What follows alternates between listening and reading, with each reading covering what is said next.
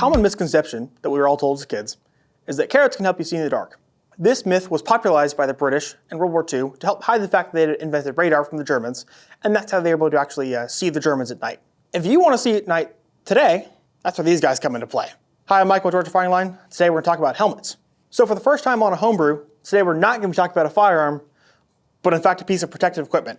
So the actual base helmet is an OpsCore Fast SF Ballistics. It's OpsCore's lightest weight shell. It's one of the most modern, newest helmets on the market. It is rated not only for your bumps and scrapes, but also for shrapnel and pistol rounds, and also glancing rifle blows, and provides attachment points for all of your fun nighttime accessories.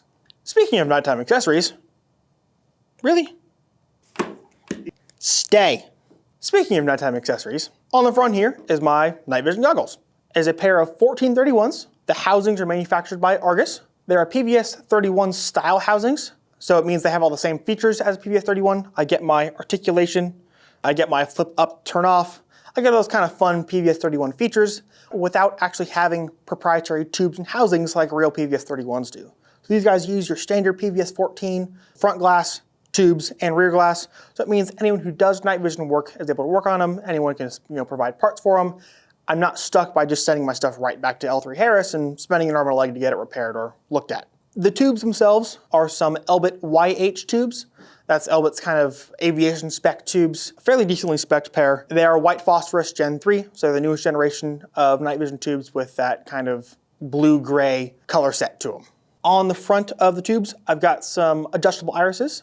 They have a quick adjust feature where I can open them up or tighten them down depending on what kind of light level I'm going to be in. Allows me to have some quick adjustments there and have some more flexibility with the tubes. Attaching the tubes to the helmet is a Wilcox G24. It's everyone's standard night vision mount these days. They're aluminum, fantastic little night vision mounts. They keep everything rock solid, and if you get smacked in the face, they do have a breakaway feature so it doesn't rip the helmet off with it. Moving our way backwards, on the side here, I've got a flashlight. It's a Surefire X300V, so I get both a white light and an IR light on it. It's kind of convenient to have that mounted to the helmet directly. It means I don't have to point my rifle at a target to be able to illuminate it. So if you're, having a look at a vehicle or just trying to figure out where your buddies are at night, I'm not pointing my rifle at people I don't want to. On the rear of the helmet here, I've got my Ear Pro. These are Peltor Comtac 5s. These are the dual comm versions. These give me all my hearing protection needs while still allowing me to connect into a radio to be able to talk to my friends that don't exist.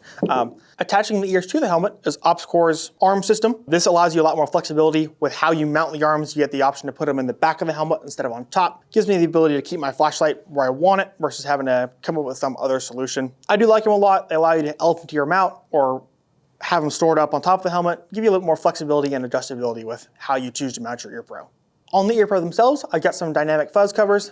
They just add a little bit of customizability to the Ear Pro, allow me to have my Lord's plaid plastered on there. It also allows me the ability to run these Velcro strap holders to keep my comms all tightened up when I'm not actually using a radio. Having a helmet is important. The main benefit in the civilian world really is mounting all of your stuff to it, so it allows you to have that night vision in front of your face in a much more comfortable way. Some of those old school strap systems just are not fun to wear for long periods of time. This allows you to mount your Ear Pro, have flashlights, have those accessories kind of mounted in convenient places. Gives them a lot more of a solid point to interface with instead of just having it all kind of loose and wiggling around on your forehead. Truth be told, in the civilian world, there's not as much need for a ballistic helmet as a lot of people want you to believe. This is a ballistic helmet, and I did choose that over a bump helmet because I did want that kind of shrapnel protection and that ability to stop pistol rounds and glancing rifle blows. But there's nothing wrong with the bump helmet either, and even in some situations it's a little bit better because of that reduced weight, increased comfort, can lend itself to a better overall experience sometimes. The whole point in putting this unit together really was to mount the tubes in front of my face. It does have some improvements even when I'm not shooting at night with how the Ear Pro mounts. Clamping in from the sides really is just a more comfortable experience for me, but being able to shoot at night is first and foremost why I built the helmet. So this has been a look at my night vision setup. And if you're interested in a night vision setup for yourself, contact us down below in our link tree or come see us on the sales floor. We're more than happy to help you out. My name is Michael, and y'all have a good one.